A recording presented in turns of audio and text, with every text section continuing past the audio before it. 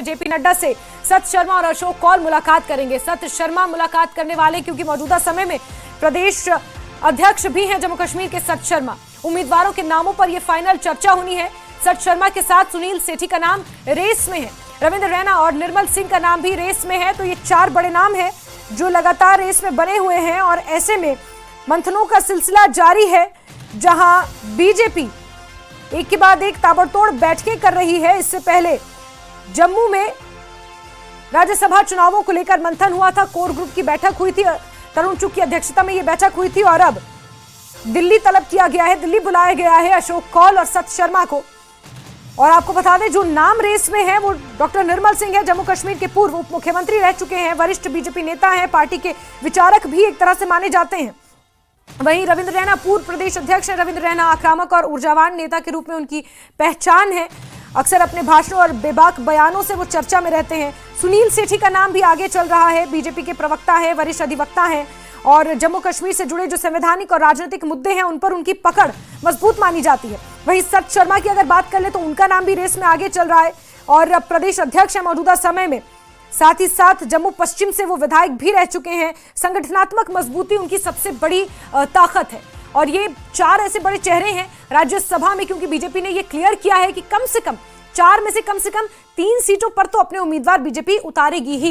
एक सीट आसानी से जीत सकती है लेकिन बाकी सीटों के लिए जद्दोजहद बीजेपी को करनी पड़ सकती है, लेकिन उम्मीदवार जरूर बीजेपी मैदान में उतारेगी राज्यसभा चुनावों के लिए, ये बीजेपी का कहना है। 4 में से मिनिमम 3 कैंडिडेट्स राज्यसभा चुनावों के लिए बीजेपी उतारेगी। चलिए सीधे रुख करते हैं हमारे सहयोगी समीर का। समीर, पहले जम्मू में मंथन हुआ और अब दिल्ली में मंथन हो रहा है। 13 तारीख आखिरी तारीख है और ऐसे में उससे पहले नाम तय हो जाने चाहिए। जरा बताएंगे किस तरह से समीकरण बैठ रहे हैं, इशारा किस तरफ, क्योंकि 4 बड़े नाम रेस में। देखिए जैस्मिन, मैंने अभी सत शर्मा जो कि भाजपा के प्रेसिडेंट हैं जम्मू कश्मीर इकाई के, उनसे बात की तो उन्होंने कहा कि वो हेडक्वार्टर बीजेपी हेडक्वार्टर दिल्ली में बैठे थे।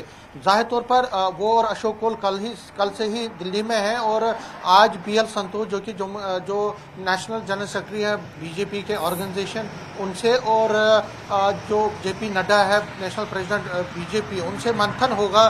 दोनों से एक डिटेल मंथन दोनों लोग करेंगे। अशोक कौल आज शाम तक वापस पहुंच सकते हैं लेकिन सत शर्मा जो है जो उनके मुताबिक वो कल वापस जम्मू पहुंचेंगे। तो जो देखिए हम दर्शकों को थोड़ा समझाने की कोशिश करेंगे कि जो राज्यसभा में जो 4 सीटें हैं बीजेपी का जो प्लान है वो क्या है। बीजेपी को पता है कि उनके पास अभी 28 सीटें हैं। 28 सीटों में अगर आप देख लीजिए अभी जो समीकरण है उसके हिसाब से जो टोटल असेंबली की स्ट्रेंथ है उसके हिसाब से पार्टी जो है सिर्फ 1 सीट जीत सकती है, लेकिन 3 नोटिफिकेशनें निकलेंगी। पहली नोटिफिकेशन निकलेगी 1 सीट के लिए, दूसरी नोटिफिकेशन दूसरी सीट के लिए और तीसरी जो नोटिफिकेशन है वो तीसरी और चौथी सीट के लिए निकलेगी। जो तीसरी सीट है, जो तीसरी नोटिफिकेशन निकलेगी उसके लिए ही बीजेपी कोशिश कर रही है, सर्च कर रही है कि कौन से कैंडिडेट को उठाना है, क्योंकि उन 2 सीटों में से 1 सीट वो जीतेगी, दूसरी सीट के लिए वो कोशिश करेगी। लेकिन जो पहली की 2 सीटें हैं उसमें बीजेपी को जीत के कोई भी इम्कान नहीं है। वो एक सिंबॉलिक फाइट करेगी नेशनल कॉन्फ्रेंस के खिलाफ, कांग्रेस नेशनल कॉन्फ्रेंस के अलायंस के खिलाफ, लेकिन उसमें जीत नहीं हो सकती है। जो तीसरी नोटिफिकेशन निकलेगी जिसमें 2 सीटें हैं उनके लिए बीजेपी कोशिश कर रही है और सर्च कर रही है कि अच्छे कैंडिडेट हों। देखिए सबसे बड़े नाम जो आपने खुद भी गिनाए, रविंद्र रैना, डॉक्टर निर्मल सिंह, सत शर्मा, सुनील सेठी, इसके साथ साथ कुछ और भी नाम है। बाली भगत है जो फॉर्मर मिनिस्टर है, उनका भी नाम किया जा रहा है। असीम गुप्ता है, बड़ा एक लाइमलाइट में तो नहीं है लेकिन बहुत पुराने हैं और बड़ा इनका नाम है, तो उनका भी नाम किया जा रहा है। लेकिन वो जो मंथन है, जो सारी चीजें मंथन है, वो आज की मीटिंग में होने जा रही है जो दिल्ली में हो रही है। इसके साथ साथ जो 2 बाइपोल्स होने वाले हैं, खासकर नगरोटा की जो सीट है उस पर बीजेपी जो है सर्च कर रही है, नाम फाइनल करने की कोशिश कर रही है। दिव्यानी राणा नेचुरली हम सब मानते हैं कि बहुत स्ट्रॉन्ग कैंडिडेट है, लेकिन वहां से जुगल किशोर शर्मा जो कि पार्टी के MP हैं, उनके भाई नंद किशोर शर्मा वो भी दावा ठोक रहे हैं। इसके साथ साथ कुछ और भी नेता है जो वहां से अनिल शर्मा है जो कि जम्मू कश्मीर पंचायत बिल्कुल समीर, एक बार ये भी जानना चाह रहे हैं यहाँ पर कि बीजेपी ने हालांकि ये क्लियर कर दिया है कि मिनिमम 3 सीटों पर तो अपने कैंडिडेट उतारेगी, कल भी आपने इसका जवाब दिया था, लेकिन एक बार फिर से क्लियर कर दीजिए कि बीजेपी मिनिमम कितनी सीटों पर कैंडिडेट उतारने जा रही है जब राज्यसभा चुनावों की बात हो रही है।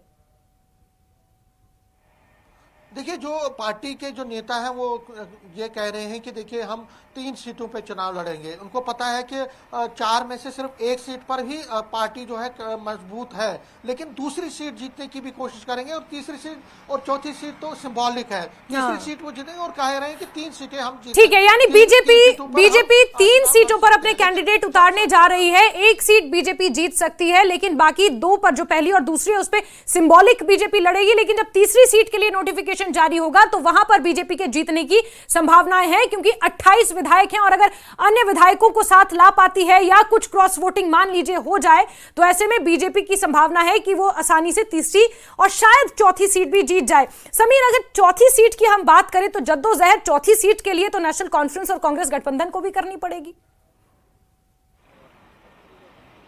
देखिए, जाहिर तौर पर नेशनल कॉन्फ्रेंस और कांग्रेस अलायंस में भी बहुत सारी चीजें अभी क्लियर नहीं है। कांग्रेस एक सीट मांग रही है, 4 में से एक सीट कांग्रेस मांग रही है और वो भी विनिंग सीट है। जो बीजेपी की विनिंग सीट प्रोबेबल है उसको नहीं, जो बाकी 3 बचती हैं जिसमें नेशनल कॉन्फ्रेंस कांग्रेस जीत सकती है, उसमें से एक सीट नेशनल कॉन्फ्रेंस से कांग्रेस मांग रही है। अब जो बातचीत है वो स्टेट लेवल पर नहीं हो रही है। अब राहुल गांधी क्योंकि फॉरेन में है, मेरी कांग्रेस के बड़े नेताओं से बात की, उन्होंने ये कहा कि राहुल गांधी वापस आ रहे हैं कुछ दिनों में, 1-2 दिनों में वापस आ रहे हैं फॉरेन से। उसके बाद उनके साथ मंथन होगा। नेशनल कॉन्फ्रेंस के कई नेता उनसे बात करेंगे, क्योंकि डॉक्टर फारूक अब्दुल्ला भी उनकी सेहत ठीक नहीं थी, कल ही उनको छुट्टी भी मिली है। तो डॉक्टर फारूक अब्दुल्ला सीधा